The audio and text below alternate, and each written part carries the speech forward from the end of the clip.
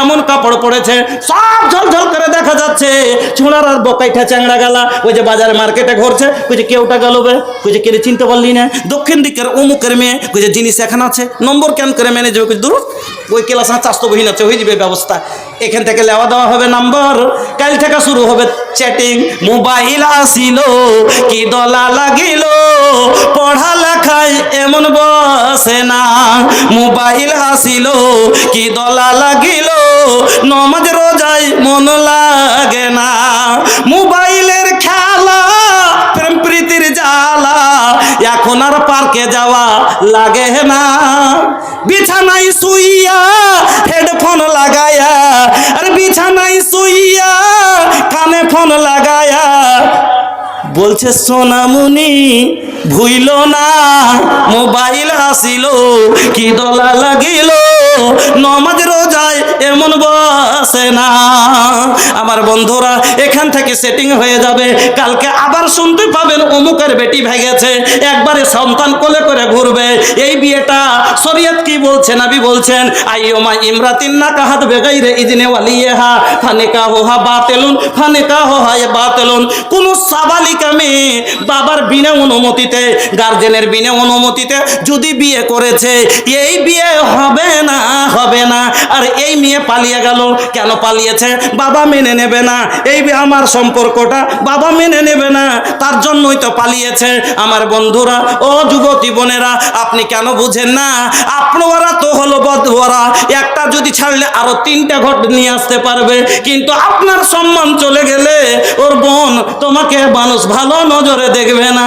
এজন্য আপনাকে আমি বলবো, আমার মা বোন, আল্লাহ পাকের নবী বললেন যে তোমরা কি যারা লজ্জা স্থানের সততার খেয়াল রাখবে, যারা বেপরদা চলবে না, নিজের সম্মান নষ্ট করবে না।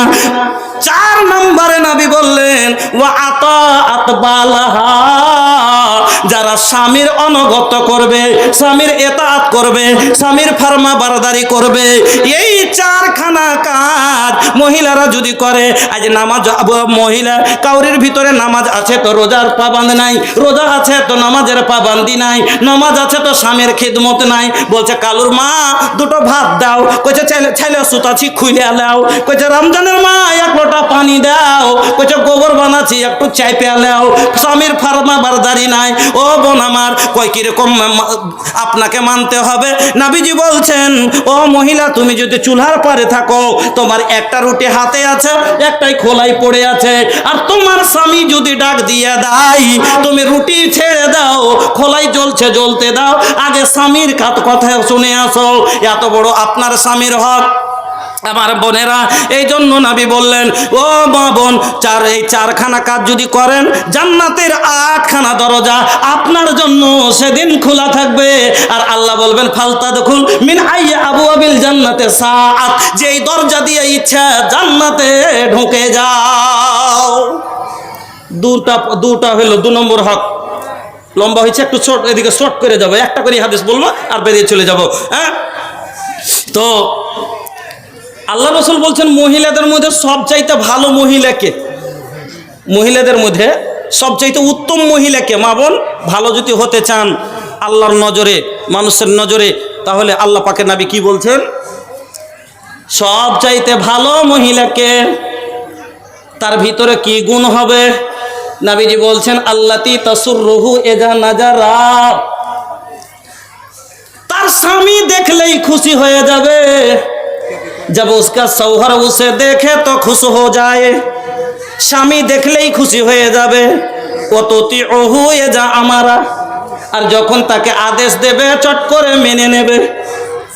স্বামী দেখলেই খুশি হয়ে যাবে। ভাই, কেমন করে স্বামী দেখলেই খুশি হবে? এখন তো মোবাইল, একটা ছেলে 3 মাস বিয়ে হওয়া বাড়িতে থেকেছে, তারপরে চলে গেছে দিল্লি। এবার দিল্লিতে 3 মাস থাকার পরে এবার ফোন দিচ্ছে বাড়ি আসবে, তো বাড়িতে ফোন দিচ্ছে। আর আল্লাহ রাসূল বলেছেন যখন তোমরা বিদেশ থেকে বাড়ি যাবা, তাকে বাড়িতে খবর দিয়ে দিও। কেনে? স্বামী বাড়িতে না থাকলে মহিলারা অত সাজগুজ করে না, যতটা স্বামীর জন্য সাজে। অনেক বোকা পুরুষ বুঝতে পারে না, রাতের বেলা তো মহিলাকে দেখিয়েন চুল ঝাড়বে, সুন্দর করে একটু পাউডার টাউডার লাগাবে, কেন? স্বামীকে খুশি করার জন্য ওরা করে। কিন্তু গোবধা মুখে ও কিছু বুঝে না, মাতাল হয়ে খাই আসো, হাট কোন দিকে শুধবো, উল্টার পাল্টা যেদিকে বললে উল্টো পড়ে গেল। স্ত্রী অপেক্ষা করেই আছে। তো আল্লাহ রসুল বলছেন তা কীরকম মহিলা ভিতরে যদি কষ্টর পাহাড় ভাঙছে কিন্তু স্বামীকেও খুশি করার চেষ্টা করবে। পরিশ্রম করে বিদেশ থেকে আসছে স্বামী, বাড়িতে ঢুকছে, এবার যখনই দরজায় পা দিয়েছে, ওর একটা ছোট ভাই ছিল, দড়ি খুঁজে এতে দাদা এলো, ও দড়িয়ে আগা দিকে, একটা দুটো বোন ছিল, ও দড়িয়ে আগা দিকে, এবার ওর মা কইছে আলী রে বেটা, ও আগা দিকে, ওর আব্বাও আগা দিকে, আর স্ত্রীটা বসে বসে মাছ কাটছে। আচ্ছা, স্ত্রীটারও মন চাচ্ছিল কিনে যে আমিও দড়িয়ে যাই।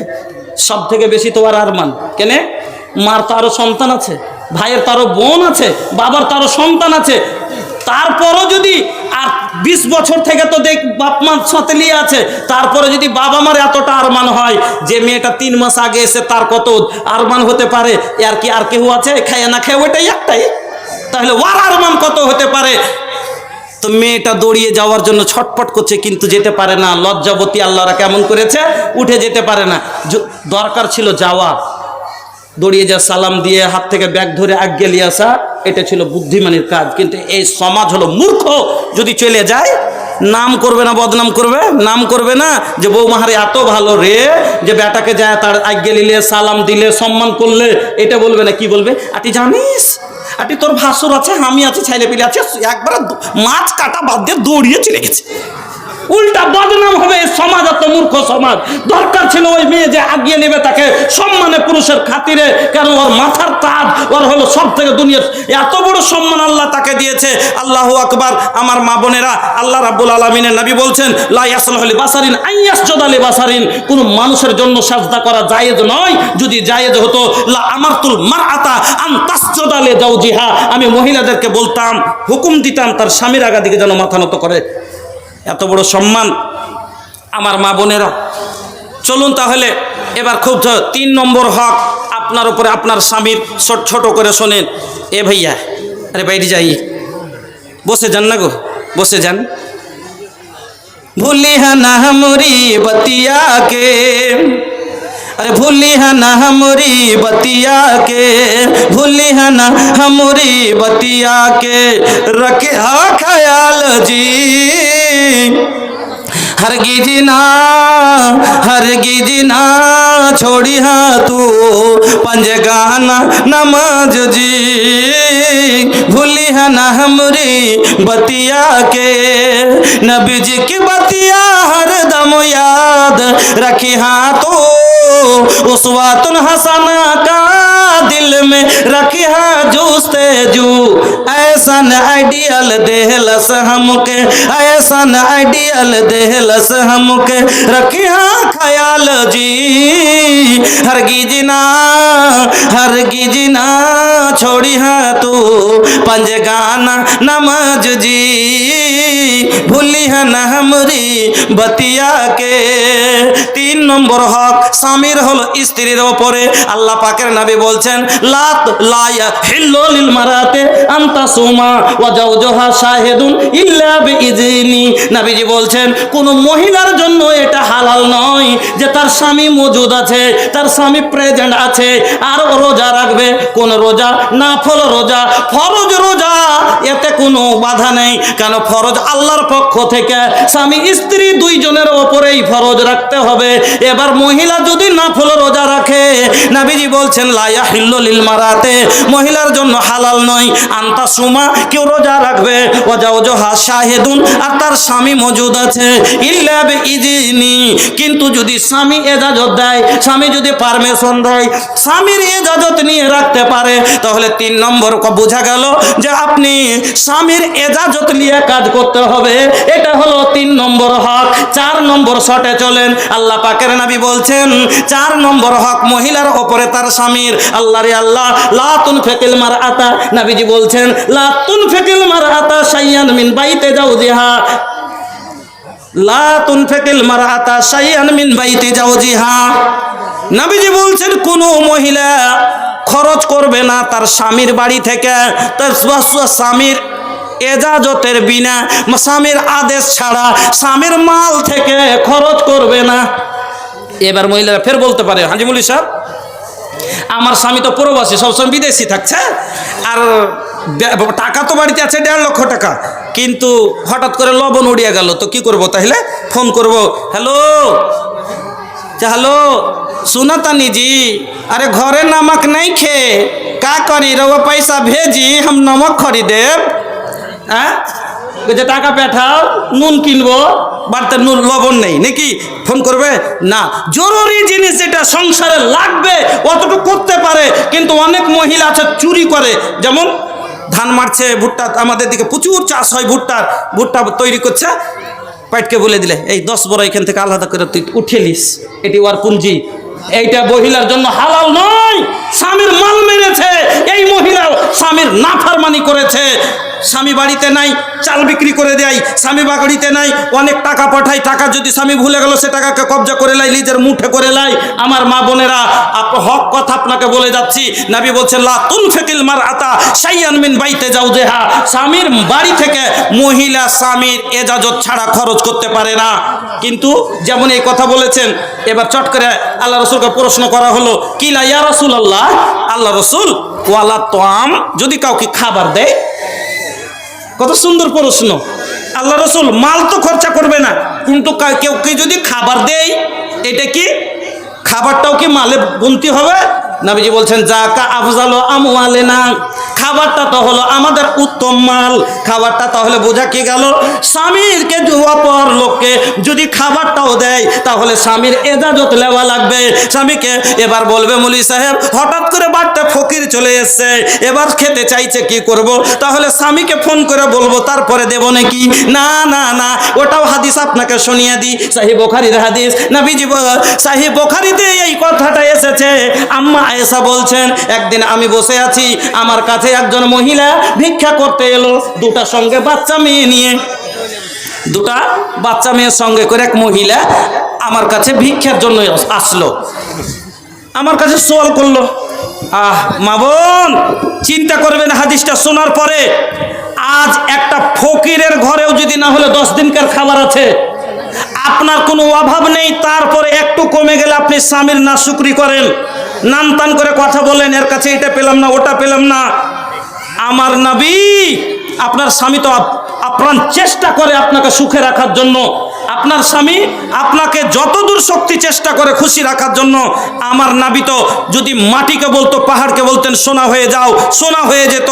তার আম্মা আয়েশা এই কথা জানেন, তারপরও আম্মা আয়েশা বাড়িতে কি ছিল শুনেন, বুখারীর এবারত। আম্মা আয়েশা বলছেন, যখন মহিলা আমার কাছে সওয়াল করলো, আমি ঘরের ভিতরে গেলাম। 2 জাহানের বাদশাহ নবী মুহাম্মদুর রাসূলুল্লাহর ছোট নারী স্ত্রী রানীমা আম্মা আয়েশার ঘরে কি আছে শুনেন। আম্মা বলছেন গায়রা তামরাতিন, একটা মাত্র খাজুর। অগমা আম্মা বলছেন গায়রা তামরাতিন, একটা মাত্র খাজুর। আজ যদি আপনার ঘরে এরকম অবস্থা হয় আর ফকির চলে আসে, আপনি ঝিড়কি দিয়ে বলবেন নিজেরই তো পেট ভরে না, তোকে কি দিব, এইরকম ভাষা ব্যবহার করবেন। কিন্তু আম্মা আয়েশা বলছেন যে আমি কি করলাম, ফাআতাই তোহা ইয়াহা, আমি ওই খাজুরটাই এনে ওই ভিখারির হাতে দিয়ে দিলাম, ওই মহিলার হাতে দিয়ে দিলাম। তারপরে আমি দেখলাম ওই মহিলাকে খাজুরটাকে ফাঁকা সামাতাহা বাইনা ইবনাতাইহা, ফাঁকা সামাতাহা বাইনা ইবনাতাইহা, খাজুরটাকে আধাদি করে 2টা ভাগ করলো এবং 2 মেয়ের মুখে তুলে দিল। ওয়ালাম তাকুল মিনহা শাইয়া, আর নিজের মুখে কিছুই দিল না। সুম্মা কামাত ফাখারাজাত, ওখান থেকে উঠে চলে গেল। ফাদাখালান নবী সাল্লাল্লাহু আলাইহি ওয়াসাল্লামা, এবার নবী যখন বাড়িতে আসলেন, এই হাদিস থেকে বোঝা গেল খাজুরটা যখন দান করেছিলেন নবীজি আমার বাড়িতে ছিলেন না। স্পষ্ট হয়ে গেল যে ফকির মিসকিনকে দেওয়া যাবে। আমার বন্ধুরা, আমার মা বোনেরা, এবার তা নবী বললেন লা তুনফিকিল মারআতা শাইআন মিন বাইতে জাওজিহা, কোনো মহিলা জানো তার স্বামী ইল্লা বিইজনে জাওজিহা, স্বামীর হুকুমত ছাড়া, স্বামীর আদেশ ছাড়া জানো বাড়ির মাল থেকে খরচ না করে, তাহলে স্বামীর মাল, এটা হলো স্বামীর হক, ওর মালকে জগিয়ে রাখতে হবে। 5 নাম্বার খুব শর্টে শর্টে শুনে যান, সময় কম। আপনাকে বলি 5 নাম্বার, আলা ইন্নালাকুম আলা নিসাইকুম হাক্কান ওয়ালা নিসাইকুম আলাইকুম হাক্কান ফাআম্মা হাক্কুকুম আলা নিসাইকুম ফালা ইউতিনা ফুরুসাকুম মান তাকরাহুনা ওয়ালা ইয়াজান্না ফি বুয়ুতিকুম লিমান তাকরাহুনা। আল্লাহ পাকের নবী বলছেন 5 নম্বর একজন মহিলার উপরে তার স্বামীর 5 নম্বর হক হলো কি, যে স্বামী যখন বাড়িতে থাকবে না, স্বামীর অবর্তমানে তার বিছানায় অপর পুরুষকে উঠতে দেবে না, মানে নিজকে বাঁচিয়ে রাখবে, পরকীয়ায় জড়িয়ে যাবে না, স্বামীর বাড়িতে অপর পুরুষকে ঢুকতে দেবে না। এমনকি আমার ভাই যদি হয়, তোমার দেবরও হয়, তবুও ঢুকতে দেবে না। কেন? নবী বলছেন যেটা যাকেও পছন্দ করে না আর কোনোই ছেলে পছন্দ করবে না যে আমি বাড়িতে নাই আর আমার ভাইয়ের সাথে আমার স্ত্রী বাড়ির ভিতরে একান্তে থাকবে, এটা আমিও ভালোবাসবো না, আপনিও ভালোবাসবেন না। এজন্য নবী বললেন, আর যে তুমি তো যেটা তোমার স্বামী যাকে পছন্দ করে না, যেটা তোমার বাড়িতে তাকে প্রবেশ করতে দেবে না, এর মানে কি হলো? নিজের ভাই যদি হয় ঢোকা যাবে, কেন? ওটা মুহরিম, নিজের ভাই, নিজের ভাই বাবা যদি হয় ঢোকা যাবে, কিন্তু যেটা হলো গায়ের মুহরিম, যাকে পছন্দ হবে না পর পুরুষ, ওকে বাড়িতে ঢোকাবে না। এটা হলো স্বামীর হক। 6 নম্বর একটা কথা আর মনে রাখেন, আপনি স্বামীর না শুকরি করবেন না। যেই হালি থাকেন স্বামীর না শুকরি করবেন না। কেন? স্বামীর না শুকরিটা খুব বড় গুনাহ গো। আর না হলে নবী ইব্রাহিম আলাইহিস সালাম ইসমাইলকে বলেন, ইসমাইলের স্ত্রী নাশুকরি করেছে, ঘটনা আপনারা শুনে আছেন, বলতে গেলে লম্বা হয়ে যাবে। তো নাশুকরি করার কারণে কি বলেছিলেন? চোখাট বদলে দিও নাকি? নবী আমার ইব্রাহিম ছিলেন নমরুদ যাকে আগুন ফেলেন, আগুন হইল ফুল বাগান, আগুন হইল ফুল বাগান, বেঁচে গেল নাবির প্রাণ, আমার নাবি বেঁচে গেলেন পশম জ্বলল না, কত যতনে বানায় ছয় আল্লাহ আমার নাবিকে।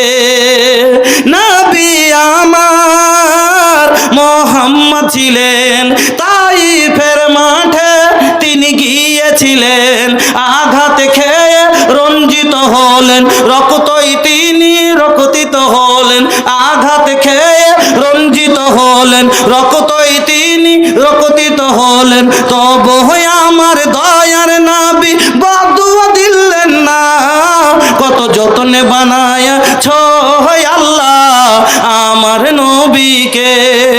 কত সুন্দর নবী, কত প্যারা নবী, নবী আমার সর্বের সেরা, তাহার জোড়া নাই, কত যতনে বানায় ছয় আল্লাহ আমার নবীকে।